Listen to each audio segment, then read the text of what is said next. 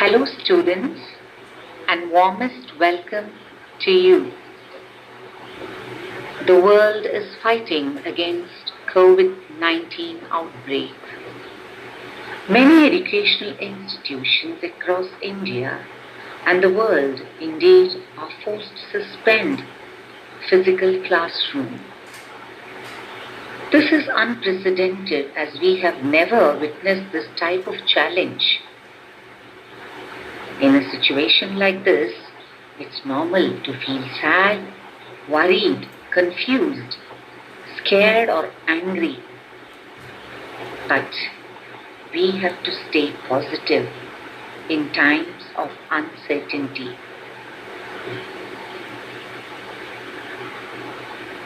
There are challenges we face as students, especially in this new form of education, which are faced by students as well as teachers. But let's move on with an optimistic spirit. You can see on the slide positive thought. When it rains, look for rainbows. When it's dark, look for stars. With this optimistic thought, let's begin today's session with the prayer. Heal our world, O Lord. Heal our bodies. Strengthen our hearts, O Lord, and strengthen our minds. And in the midst of turmoil, give us the hope, peace, and love. Amen.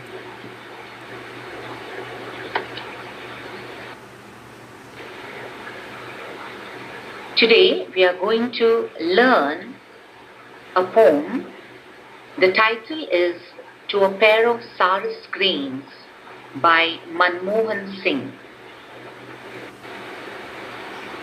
Manmohan Singh is a poet, bird lover, nature observer, and conservationist.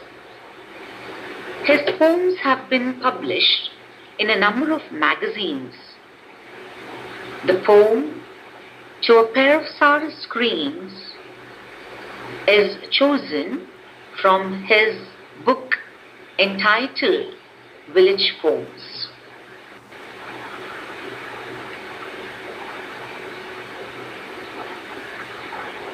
I'll read the poem for you. Please go through it. Listen carefully. To a Pair of SARUS Cranes, written by Manmohan Singh. The male was shot as he necked to pull the reluctant sun out from the rim of horizon. She flew crying as he was picked up, hands and jaws, and a proud neck was humbled to lie like a dirty linen in a coarse washing bag. She circled the sky in movements of grace over his disgraceful end.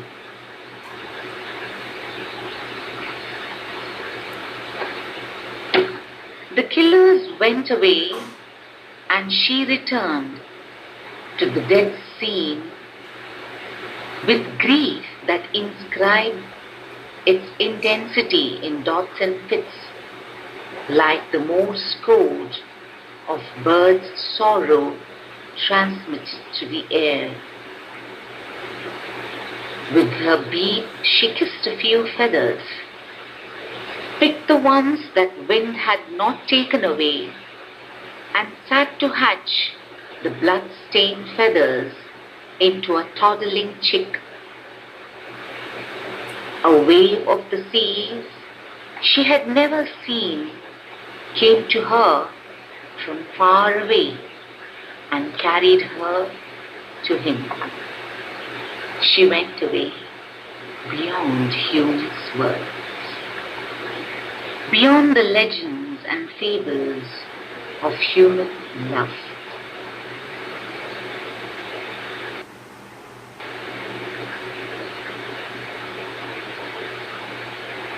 This is the explanation of the poem. Here I have some pictures. Have you seen SARUS crane?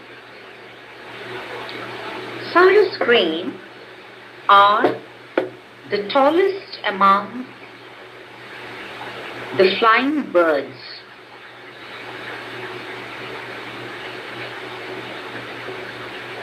They are non-migratory birds found in Indian subcontinent, Southeast Asia and Australia. In India, they are considered symbols of marital fidelity. It's believed that they mate for life and pine the loss of their mates even to the point of starving to death.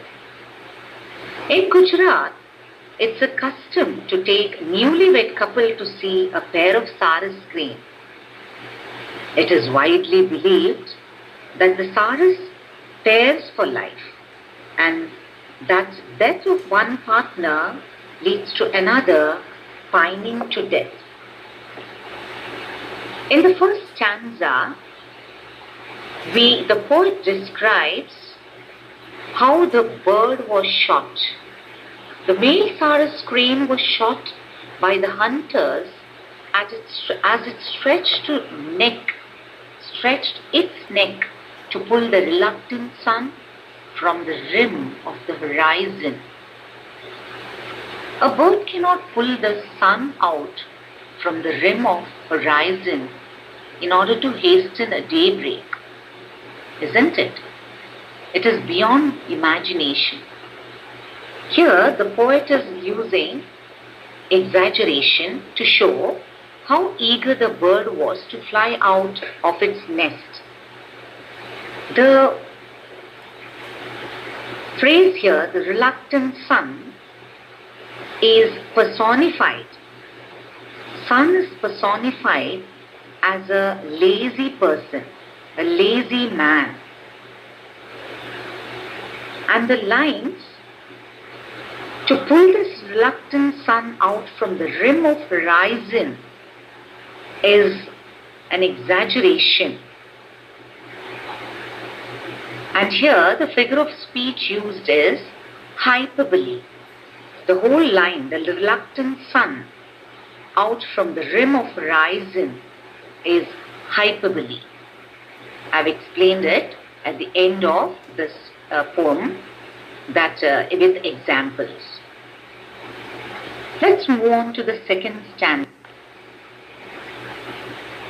Here you can see the picture of the SARUS crane.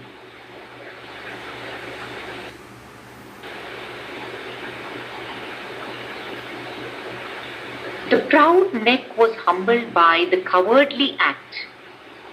The majestic posture of the SARUS crane was destroyed by the ruthless act of the hunters. They treated the bird with lack of dignity. Even after the death, the bird was not handled carefully. The brave neck, the proud neck, the dignified neck was made submissive, humiliated by the hunters, and they just dump it in a coarse washing bag, in a rough washing bag, just like a dirty linen. This shows the carelessness of the bird hunters.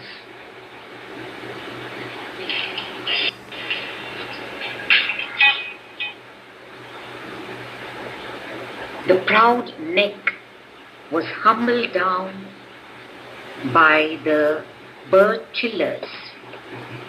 Shows the insensitivity and carelessness of the bird killers.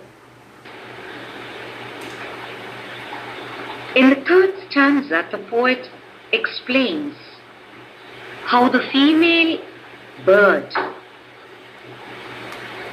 shows its grief. She circled the sky in graceful movements to express her grief over the death of her mate.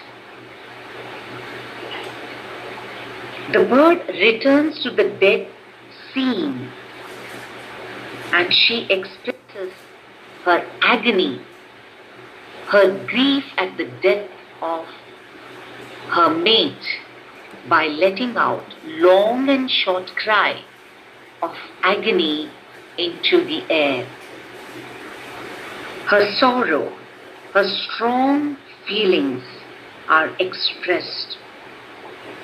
The poet compares it to the Morse code. The poet compares the sorrowful cry of the female crane to the Morse code. Here you can see the picture of Morse code, all the letters are given. It's a kind of a symbolic language invented by Sam F.B. Morse that uses the combination of long and short sounds or flashes of light for sending messages. So the bird's grief was like this Morse code. It was long, short cry of sorrow.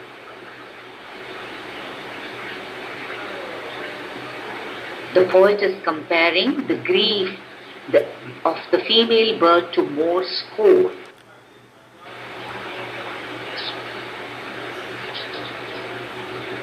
The fourth stanza describes the intense, heart-rending scene, a sentimental scene. What the female bird does here. She returned to the place where the male crane was shot. She kissed a few feathers scattered on the ground and sits on them with the hope of hatching a toddling chick out of it. In this way, the bird desperately tries to bring back her partner to life. This act brings out the agony, the desperation of the female crane. In her state of extreme sorrow, she was trying to do the impossible. She did it with the hope to bring back her partner to life. This act of the bird brings out the desperation.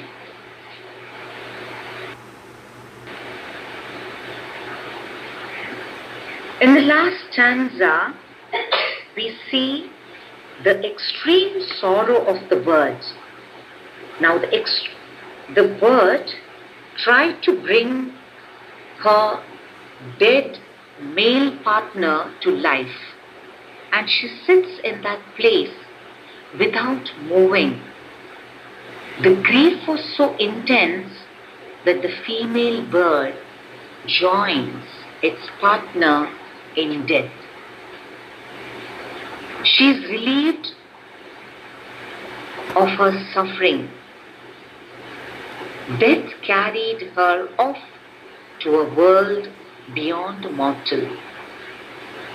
Her grief was so intense that she joins her male partner in death. Thus, the bird moves beyond Hume's words. Hume is a writer, my dear students. He had written the book The Game Birds of India and Burma and Ceylon. In that book he writes that the birds, SARUS cranes, certainly pair for life and probably exhibit great grief for their male, keeping for weeks at times about the locality where their partner was killed and calling constantly. I've actually known the widowed bird to pine away and die. These are the words of Hume. So the writer says the bird moves beyond Hume's words. So in the last stanza, the poet speaks again metaphorically, the sea being the metaphor for death. So he says, the wave of the sea seas she had never seen came to her from far away and carried her to him. So, the sea is the metaphor for death. The bird thus escaped from the cruel world of human beings who have legends and fables on love but have no value for the love of birds.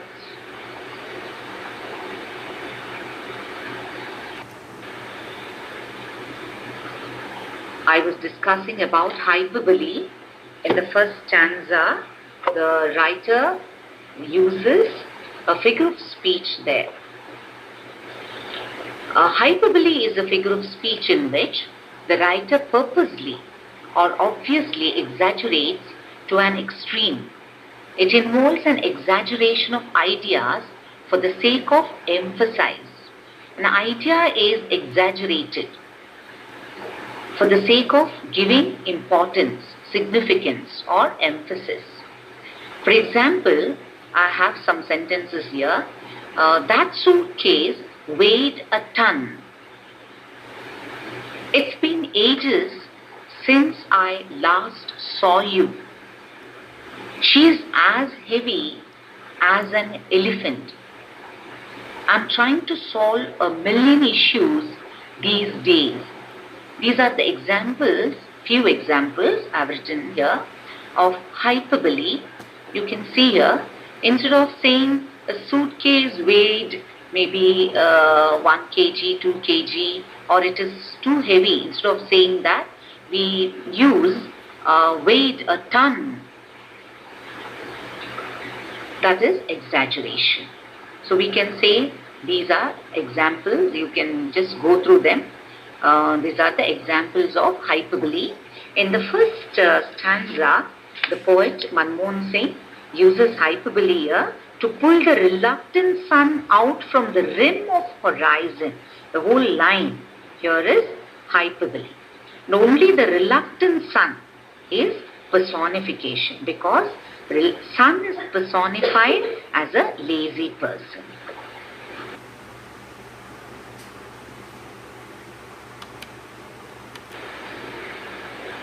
I hope you understood the explanation of the poem to a pair of SARUS cranes.